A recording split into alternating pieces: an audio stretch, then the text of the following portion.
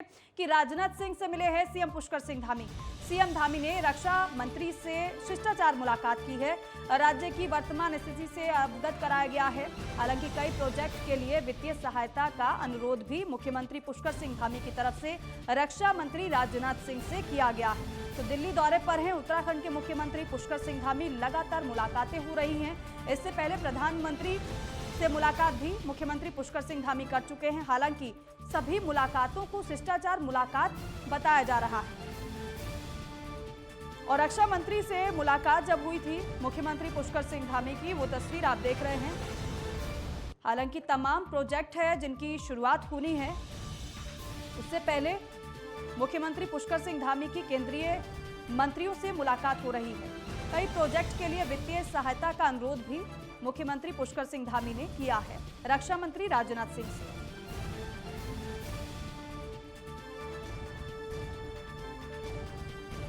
तो मुख्यमंत्री पुष्कर सिंह धामी कल ही दिल्ली के दौरे पर पहुंच गए थे और तभी से लेकर अब तक मुलाकातों का दौर चल रहा है। उत्तराखंड के विकास को लेकर चर्चा तो हो ही रही है, लेकिन साथ ही साथ वित्तीय सहायता जो चाहिए उसका भी अनुरोध किया जा रहा है। आगे बढ़ते, उत्तराखंड के दोबारा मुख्यमंत्री बनने के बाद से पहली बार पुष्कर सिंह धामी ने दिल्ली आकर प्रधानमंत्री नरेंद्र मोदी और केंद्रीय गृह मंत्री अमित शाह से शिष्टाचार भेंट की है। इस दौरान उन्होंने राज्य के विकास की संभावनाएं और अपेक्षाएं रखी हैं। तो कुछ योजनाओं के लिए केंद्र से बड़े पैकेज भी मांगे हैं। इस भेंट के दौरान सीएम धामी ने देश के 2 शीर्ष नेताओं को धन्यवाद भी दिया है कि उन्हें दूसरी बार उत्तराखंड के मुख्यमंत्री के रूप में भाजपा संगठन ने चयनित किया है। धामी ने 5 अप्रैल को दिल्ली में पीएम मोदी से मुलाकात की, यानी कि आज मुलाकात हुई है और उन्हें राज्य में हो रहे विकास कार्यों से जुड़े महत्वपूर्ण अपडेट भी दिए हैं। हालांकि सीएम धामी ने पीएम मोदी को उत्तराखंड में बागवानी के क्षेत्र में अपार संभावनाएं होने की बात बताते हुए केंद्र सरकार से उत्तराखंड में बागवानी के विकास के लिए 2000 करोड़ रुपए और आर्थिक पैकेज मांगा है। इससे पहले सीएम धामी ने भेंट के दौरान पीएम मोदी को उत्तराखंड की लोक कला को प्रदर्शित करते हुए एक कलाकृति भी भेंट की। तो मुलाकात मुख्यमंत्री पुष्कर सिंह धामी की प्रधानमंत्री नरेंद्र मोदी से हुई है। उसके बाद गृह मंत्री अमित शाह से भी मुलाकात मुख्यमंत्री पुष्कर सिंह धामी ने की है और आर्थिक पैकेज की मांग भी मुख्यमंत्री की तरफ से की गई है। हालांकि आपको बताएं कि प्रधानमंत्री खुद कई परियोजनाओं पर उनकी भी नजर रहती है, खास ख्याल रहता है उत्तराखंड का भी, और कई बार उत्तराखंड भी प्रधानमंत्री पहुंचे हुए हैं। लेकिन इस बार क्योंकि दूसरी बार कमान संभाली है उत्तराखंड की, मुख्यमंत्री पुष्कर सिंह धामी ने और प्रधानमंत्री और गृह मंत्री से मुलाकात उनकी हुई है। लेकिन जानकारी ये है कि 2000 करोड़ रुपए का आर्थिक पैकेज मुख्यमंत्री पुष्कर सिंह धामी ने मांगा है और अमित शाह से पुलिस और सेना के लिए मदद की मांग की गई है। साथ ही साथ बॉर्डर जिलों में हिम प्रहरी योजना को लागू करने पर बातचीत हुई है। इसके अलावा हिम प्रहरी योजना लागू किए जाने के लिए सहयोग मुख्यमंत्री पुष्कर सिंह धामी ने गृह मंत्री अमित शाह से मांगा है। राज्य की पुलिस फोर्स के आधुनिकीकरण के लिए पैकेज की मांग की गई है। 20 से 25 करोड़ रुपए हर साल पैकेज की भी मांग मुख्यमंत्री पुष्कर सिंह धामी ने की है। और आखिर हिम प्रहरी योजना क्या है वो आपको बताते हैं। सीमांत जिलों से पलायन रोकने की ये योजना है। अंतर्राष्ट्रीय सीमाओं से लगे हैं उत्तरकाशी, चमोली, पिथौरागढ़। हालांकि देश की सुरक्षा के लिहाज से आबादी को बसाने की योजना है ये हिम प्रहरी योजना। पलायन को रोकना सबसे बड़ी चुनौती है, उस पर भी चर्चा हुई है। और पलायन को रोकने, दैवीय आपदा में राहत और बचाव कार्यों के लिए मुख्यमंत्री पुष्कर सिंह धामी ने पैकेज की डिमांड की है। पुलिस, आईटीबीपी, एसएसबी के सहयोग से हिम प्रहरी दल बनाए जाने का प्रस्ताव भी, इस पर भी चर्चा हुई है। दलों के 2 लोगों को एक निश्चित मानदेय दिए जाने का प्रस्ताव है। ये हिम प्रहरी योजना क्या है, उसके अंतर्गत क्या कुछ है वो आपको हम बता रहे हैं। सरकार पर करीब 5 करोड़ 45 लाख रुपए के खर्च का बोझ आएगा इस योजना के तहत। सीएम धामी ने इसके लिए केंद्र से मदद की मांग की है। तो महत्वाकांक्षी योजना है हिम प्रहरी योजना। इसको लेकर मुख्यमंत्री पुष्कर सिंह धामी ने प्रधानमंत्री और गृह मंत्री अमित शाह से मुलाकात की है।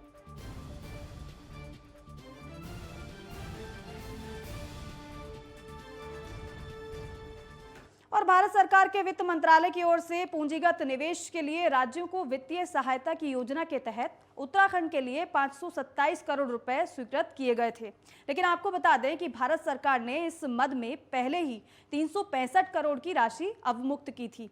अब बची 162 करोड़ रुपए की राशि भी अवमुक्त कर दी गई है। इस प्रकार भारत सरकार की ओर से इस योजना के तहत स्वीकृत की गई पूरी धनराशि 527 करोड़ रुपए उत्तराखंड के लिए अवमुक्त कर दिए गए हैं। 162 करोड़ की राशि अवमुक्त करने के लिए मुख्यमंत्री पुष्कर सिंह धामी ने प्रधानमंत्री नरेंद्र मोदी और केंद्रीय वित्त मंत्री निर्मला सीतारमण का आभार भी व्यक्त किया है। सीएम धामी ने कहा कि प्रधानमंत्री के मार्गदर्शन और केंद्र सरकार के सहयोग से उत्तराखंड विकास पथ पर अग्रसर है।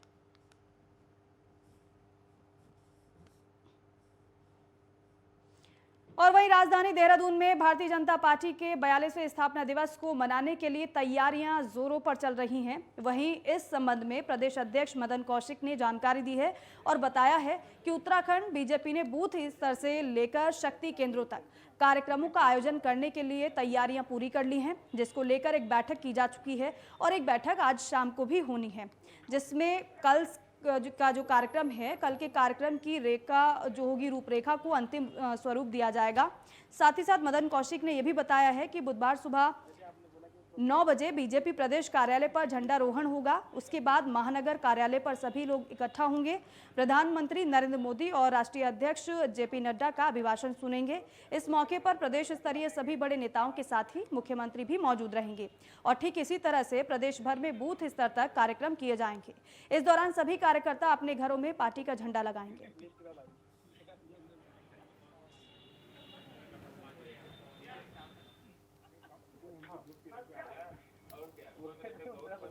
पूरे देश भर में एक बड़ा आयोजन भारतीय जनता पार्टी कर रही है। देश के प्रधानमंत्री नरेंद्र मोदी जी, राष्ट्रीय अध्यक्ष जेपी नड्डा जी उस कार्यक्रम में प्रत्यक्ष वर्चुअल माध्यम से पूरे देश भर में जुड़ेंगे। उत्तराखंड में भी हम लोगों ने इस कार्यक्रम को बृहत रूप में मनाने का निर्णय लिया है। बूथ स्तर तक, नीचे तक इस कार्यक्रम को मनाने की पूरी योजना रचना हम लोगों ने बनाई है। इसके लिए आज रात को भी एक बड़ी बैठक है वीसी के माध्यम से, वीडियो कॉन्फ्रेंसिंग के माध्यम से, और इससे पहले भी एक बैठक हो चुकी है। अपने घरों पर कल झंडे लगाने का इस प्रकार का कार्यक्रम भी सब जगह रहेगा और इसके बाद कार्यक्रम के स्वरूप जो हमने तय किए हैं, कहीं सार्वजनिक स्थान पर बैठकर और प्रधानमंत्री जी के उस भाषण को हम लोग सुनेंगे। और उत्तराखंड के कृषि ग्राम्य विकास मंत्री गणेश जोशी ने ग्राम्य विकास विभाग की समीक्षा बैठक की। इस दौरान विभाग के तमाम आला अधिकारी मौजूद रहे। मंत्री ने विभाग के तहत संचालित केंद्र की योजनाओं और राज्य की योजनाओं के बारे में अधिकारियों के साथ विस्तृत चर्चा की और आवश्यक दिशा निर्देश भी दिए। मंत्री ने अधिकारियों को निर्देश दिए हैं कि विभाग के अंतर्गत संचालित योजनाएं जैसे प्रधानमंत्री आवास योजना ग्रामीण, ग्रामीण कौशल्य योजना और अन्य योजनाओं के संबंध में 1 हफ्ते के अंदर 100 दिन की रूपरेखा तैयार की जाए। मंत्री ने प्रधानमंत्री ग्रामीण सड़क योजना के तहत निर्मित सड़कों की गुणवत्ता के संबंध में अधिकारियों को दिशा निर्देश भी दिए हैं। मंत्री ने अधिकारियों को अपनी कार्यशैली में बदलाव लाने के लिए भी कहा है।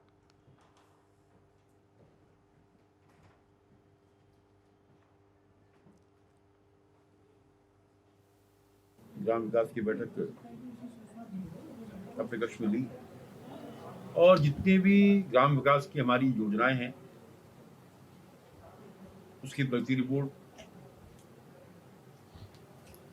और भारत सरकार से योजनाओं पर जो पैसा आया, कितना खर्च हुआ, उन योजनाओं के बारे में जानकारी ली गई और मैंने 100 दिन का टारगेट अधिकारियों को दिया है कि चाहे ग्रामीण जो है आवास योजना है प्रधानमंत्री, चाहे उसकी बात हो, चाहे स्किल डेवलपमेंट की बात हो, सारी योजनाओं को मैंने कहा कि मुझे 1 हफ्ते के अंदर कि 100 दिन के अंदर हम क्या करने वाले हैं इसका खाका मुझे बना कर दें, क्योंकि हमने 100 दिन के अंदर अपनी प्रोग्रेस रिपोर्ट जो मुख्यमंत्री को दिखानी है, अपने नेतृत्व को दिखानी है।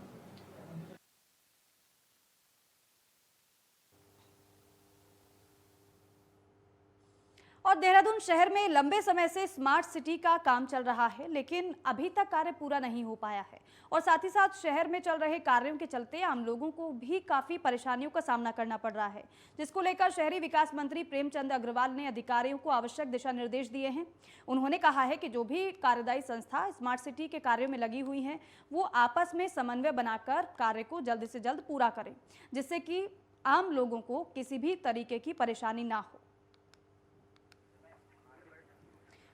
तो काम में तेजी लाने के निर्देश अब लगातार मंत्रियों की तरफ से दिए जा रहे हैं। एक तरफ तो गणेश जोशी ने भी अधिकारियों के साथ बैठक की है, ग्राम विकास अधिकारियों के साथ उनकी बैठक रही, तो दूसरी तरफ प्रेमचंद अग्रवाल ने भी विभागों के अधिकारियों के साथ बैठक की है और कार्यों में तेजी लाने के निर्देश उनकी तरफ से दिए गए हैं। का विषय परसों मैंने बैठक ली थी। ये विषय मेरा शहरी विकास से संबंधित है और मैंने ये भी कहा था कि चूँकि उस दिन 3.5 घंटा बैठक चली थी और उसमें अलग से स्मार्ट सिटी वाले विषय पे भी मैं एक बैठक करूंगा और फिजिकली भी मुझे कहीं जाना पड़े तो मैं देखूंगा और किसी किस्म की उस दिन भी मैंने यही बात की थी, लापरवाही बर्दाश्त नहीं की जाएगी। और फौरी तौर पे मोटा मोटा मैंने जानकारी ली थी। अब माना कहीं पे आप काम कर रहे हैं, दिन में ट्रैफिक जाम होगा तो रात को करिए, यदि आपका कहीं बैरिकेडिंग नहीं किया है तो उसे करिए। जनता को आप ये नहीं है कि मैंने तो बल्कि यहाँ तक कहा है कि जहाँ पे आप आज पेयजल की लाइन खोद रहे हैं फिर सड़क बना रहे हैं, कल को आपका कोई बिजली का तार बिछानी है फिर आप सड़क खोद के बना रहे हैं, तो एक समन्वय आपस में करें। और वहीं राज्य के स्वास्थ्य और चिकित्सा शिक्षा मंत्री डॉक्टर धन सिंह रावत ने कहा है कि आगामी 7 अप्रैल को प्रदेश के अस्पतालों में विश्व स्वास्थ्य दिवस मनाया जाएगा, जिसमें कई कारणों से स्वास्थ्य पर पड़ रहे नकारात्मक प्रभाव से बचने के लिए लोगों को जागरूक किया जाएगा। स्वास्थ्य मंत्री ने विभागीय अधिकारियों को सभी जिलों में व्यापक तैयारी करने के लिए दिशा निर्देश भी जारी करने को कहा है। स्वास्थ्य मंत्री ने यह भी कहा है कि हमारा गृह हमारा स्वास्थ्य की थीम पर स्वास्थ्य दिवस को राज्य के प्रत्येक अस्पताल में मनाया जाएगा। साथ ही कहा गया है कि स्वास्थ्य के दृष्टिकोण से हरित उपयोग को प्रोत्साहित करना होगा।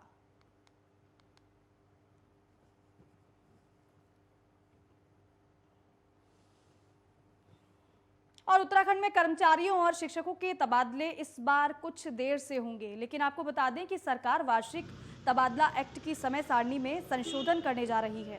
वहीं इस मामले में कार्मिक विभाग ने मुख्यमंत्री पुष्कर सिंह धामी को प्रस्ताव भेज दिया है, जबकि तबादला एक्ट के अनुसार राज्य में कर्मचारियों और शिक्षकों के तबादलों के लिए 10 जून की डेडलाइन तय है।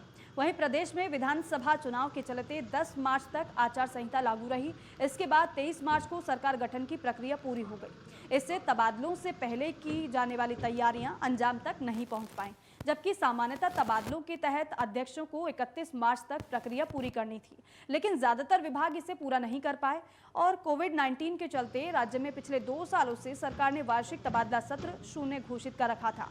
हालांकि इस बीच धारा 27 के तहत बीमार कर्मचारियों और कई अन्य लोगों के तबादले हुए हैं।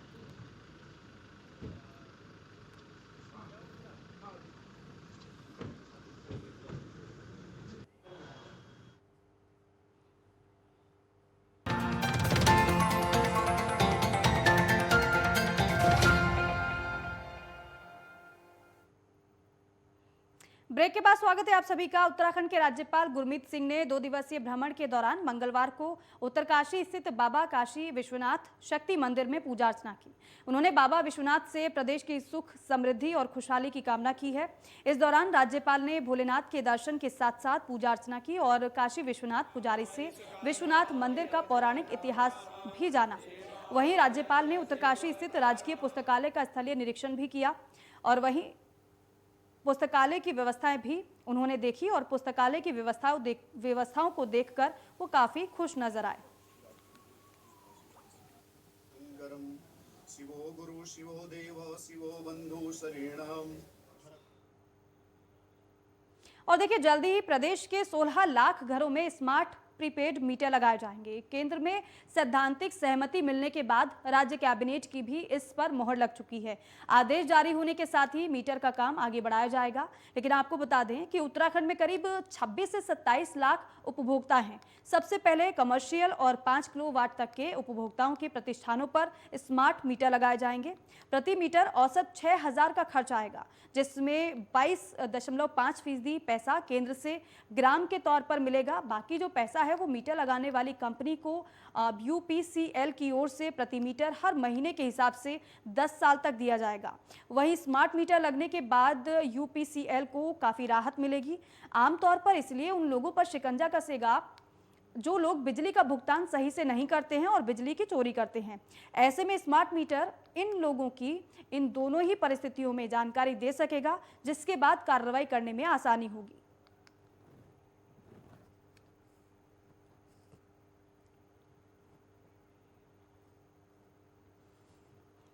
और उत्तराखंड में बड़ी संख्या में रोडवेज की बसें चलती हैं और पिछले कई सालों से ये बसें अपडेट मांग रही थी। जिस तरह से ये टेक्नोलॉजी आगे बढ़ रही है, साथ ही साथ अब हर तरफ इको फ्रेंडली बनने की कवायद भी बहुत तेजी के साथ बढ़ रही है। हालांकि इसी दिशा में अब काम भी किया जा रहा है। परिवहन विभाग ने फैसला लिया है और जहां अभी तक प्रदेश में डीजल से चलने वाली बसें ही यात्रियों को एक स्थान से दूसरे स्थान तक ले जाती थी और इसमें बढ़ते डीजल के दामों का तो असर पड़ता ही है, लेकिन साथ ही साथ वातावरण को भी काफी नुकसान होता है। और इसी को देखते हुए अब परिवहन निगम ने यह फैसला लिया है कि प्रदेश में बड़ी संख्या में CNG से चलने वाली बसें चलाई जाएंगी और इसके लिए बाकायदा परिवहन निगम ने रूट भी तय कर दिए हैं। परिवहन निगम की अपर सचिव रंजना राजगुरु ने बताया है कि हमने 116 रूटों पर CNG बस चलाने का टेंडर जारी कर दिया है। उत्तराखंड परिवहन निगम के पास कई ऐसी बसें हैं जो CNG में भी बदल सकती हैं।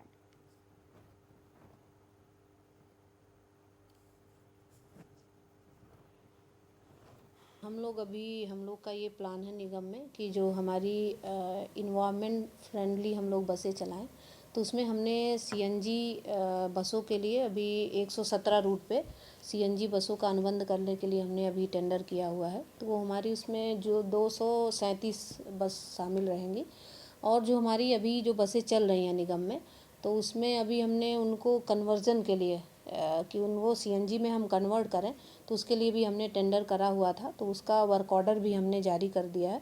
तो उसमें से हम फेजेस में अभी कन्वर्ट करेंगे, क्योंकि पहले हम पायलट प्रोजेक्ट देखेंगे कि किस टाइप का रिस्पांस आता है, क्योंकि अभी ये हमारे लिए पहला एक्सपीरियंस है कि हम लोग उसको कन्वर्ट कर रहे हैं CNG बसों में, जो हमारी डीजल की बसें हैं। तो उसको हम लोग इसलिए पायलट बेसिस पे कर रहे हैं। तो और CNG का भी टेंडर लगा हुआ है। और इसके उपरांत हम लोगों ने एक इलेक्ट्रिकल जो हमारी बसें हैं उसके लिए भी हम अभी प्रस्ताव भेजने वाले हैं कि हमें इसमें भी अगर कुछ बजट प्राप्त होगा तो उसमें भी हम लोग कुछ इलेक्ट्रिकल बसें भी फ्यूचर में हम लोग उसका विचार कर सकते हैं। और खटीमा में लगातार जाम की समस्या बनते अतिक्रमण के खिलाफ खटीमा पुलिस और प्रशासन की तरफ से 3 दिवसीय अभियान की शुरुआत कर दी गई है। खटीमा कोतवाली के SSI देवेंद्र गौरव और नायब तहसीलदार यूसुफ अली के नेतृत्व में खटीमा नगर में अवैध अतिक्रमण के खिलाफ अभियान चलाया गया। और वहीं इस मौके पर पुलिस द्वारा खटीमा के खड़ंजा मार्ग, सब्जी मंडी, टनकपुर मार्ग समेत अलग अलग स्थानों पर अतिक्रमण को हटाने की कार्रवाई की गई। और खटीमा पुलिस द्वारा 81 पुलिस एक्ट के तहत अतिक्रमणकारियों के लगभग 80 चालान काटे गए।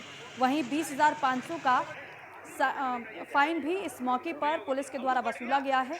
इसके अलावा पुलिस ने नगर में पंजीकृत 5 ई-रिक्शा को भी चेकिंग के दौरान सीज करने की कार्रवाई की है।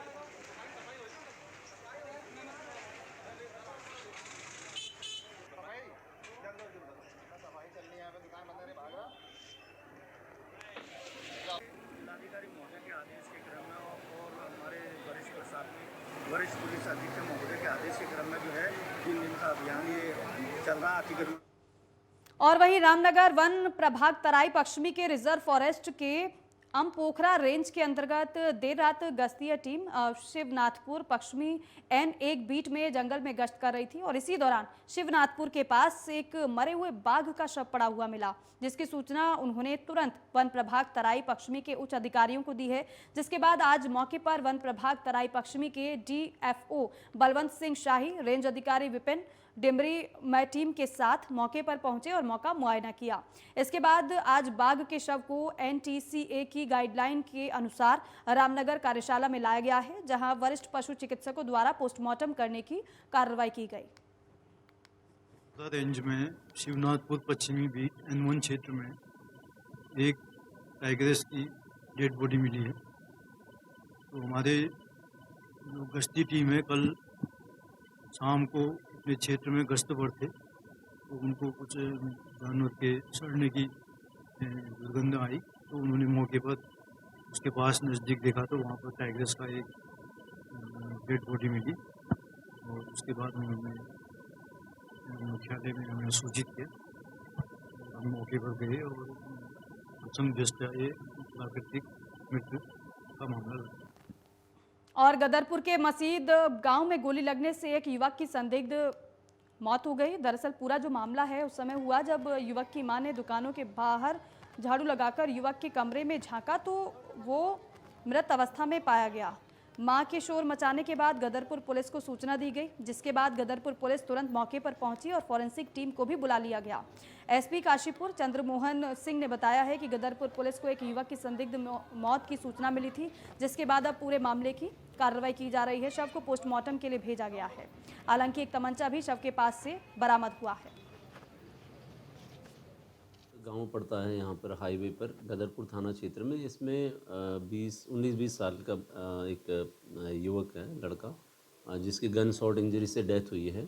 और उसमें मौके पर जैसे सूचना मिली पुलिस गई और देखा है तो पंचनामा भरकर उसमें पीएम के लिए अभी बॉडी को भेज दिया गया है। और उसमें अभी घर वालों से भी पूछताछ हुई है तो उसमें इनका ये कहना है कि इसमें सुसाइड किया है। तो हम लोग हर एंगल पर जांच कर रहे हैं, पूछताछ की जाएगी, बाकी भी अन्य जो भी एविडेंस होंगे उसके अनुसार कार्रवाई की जाएगी। और वहीं उधम सिंह नगर पुलिस को बड़ी सफलता हाथ लगी है। दरअसल दहेज और मारपीट के मामले में फरार चल रहे आरोपी को विदेश जाने से पहले ही पुलिस ने IGI एयरपोर्ट पर गिरफ्तार कर लिया है। इस मामले का खुलासा आज वरिष्ठ पुलिस अधीक्षक उधम सिंह नगर ने अपने कार्यालय में किया और वहीं SSP ने टीम को 1000 का नगद इनाम देने की घोषणा भी की है।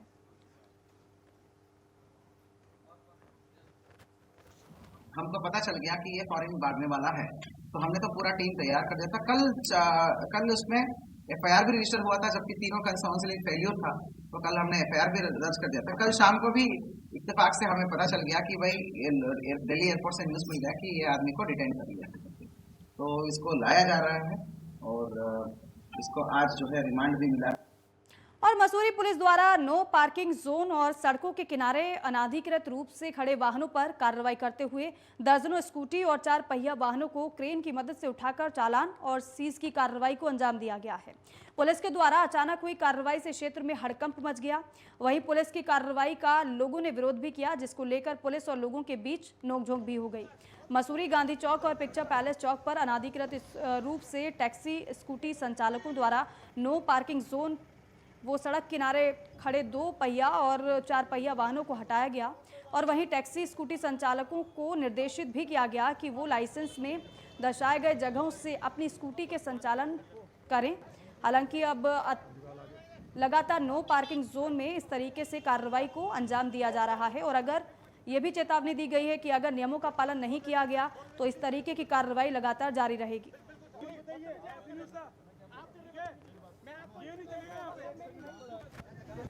थाने में श्रीमान उपजिलाधिकारी महोदय, क्षेत्राधिकारी महोदय और अन्य विभागों की आगामी यात्रा सीजन को मद्देनज़र बैठक आहूत की गई थी, जिसमें मसूरी क्षेत्र में यात्रा सीजन को देखते हुए अवैध रूप से पार्किंग किए गए वाहनों को क्रेन की मदद से या अन्य साधनों की मदद से उठाने का पर बातचीत हुई थी, जिस कारण आज हम लोगों द्वारा लाइब्रेरी चौक और पिक्चर पैलेस व माल रोड से अनधिकृत रूप से खड़े हुए वाहनों को क्रेन की मदद से वो अन्य साधनों से मदद से उठा के चालानी कार्रवाई की जा रही है।